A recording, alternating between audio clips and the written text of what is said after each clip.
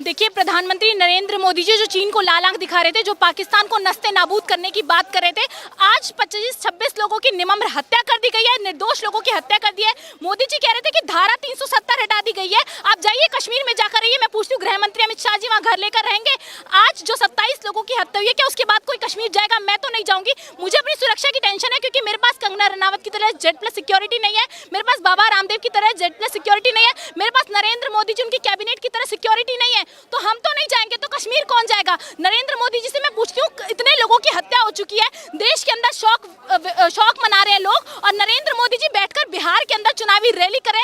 वो rally cancel की जा सकती थी, लेकिन मोदी जी ने नहीं की, क्योंकि उनके लिए चुनाव वोट ज्यादा जरूरी है। बैठकर मंच पर नीतीश कुमार जी के साथ ठहाके लगा रहे हैं। शर्म आनी चाहिए देश के प्रधानमंत्री जी को। मुझे शर्म आती है कि हमारे देश का प्रधानमंत्री ऐसा है जो कहता है कि मैं बिहार में खड़े होकर कश्मीर से जो आवाज जा रही है पाकिस्तान तक, उनको ललका रहा हूँ। साउंड इतनी तेज मोदी जी ट्रेवल नहीं करता है जितनी तेज आप समझते हैं। कश्मीर जाकर के संदेश देते देश को कि पाकिस्तान को पूरे देश के नक्शे से नस्ते नाबूद कर दिया जाएगा। पर सवाल यह है कि 2 घंटे तक जहां चप्पे चप्पे हम भारत जोड़ो यात्रा में राहुल जी के साथ चले, हमने देखा है कि चप्पे चप्पे पर सीआरपीएफ तैनात है, तो 2 घंटे तक लोग रोते रहे। ना वहाँ सुरक्षा शिविर का इंतजाम, ना वहाँ पुलिसकर्मी, ना वहाँ सुरक्षा कर्मी। वहाँ के स्थानीय मुसलमान जो आज एजेंडा फैला रही है ना मेन स्ट्रीम, वहाँ के स्थानीय मुसलमानों ने उनको सपोर्ट किया, कंधे पर बिठा बिठा कर अपनी जान गंवा दी।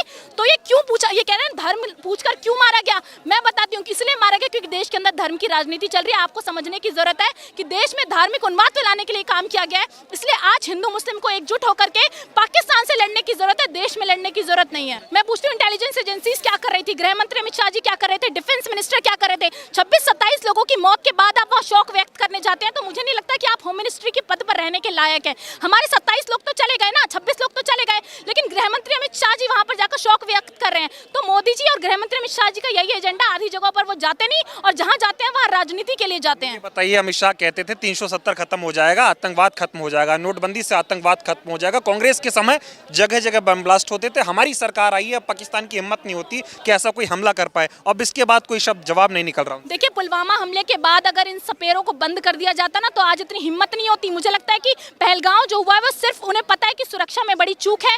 आप ये देखिए कि कोई एजेंसीज काम नहीं कर रही, अभी तक पता नहीं लगेगा टेररिस्ट सारे मारे नहीं गए, सबका पता नहीं लगा। लेकिन गृह मंत्री अमित शाह जी आज भी कहते हैं कि हमारी वजह से कश्मीर के अंदर शांति है। जिस शांति अमन चैन की आप बात कर रहे थे ना, उस कश्मीर में आज के बाद कोई पर्यटक नहीं जाएगा, वहाँ लोगों का बिजनेस ठप हो जाएगा, वहाँ के लोग क्या काम करेंगे?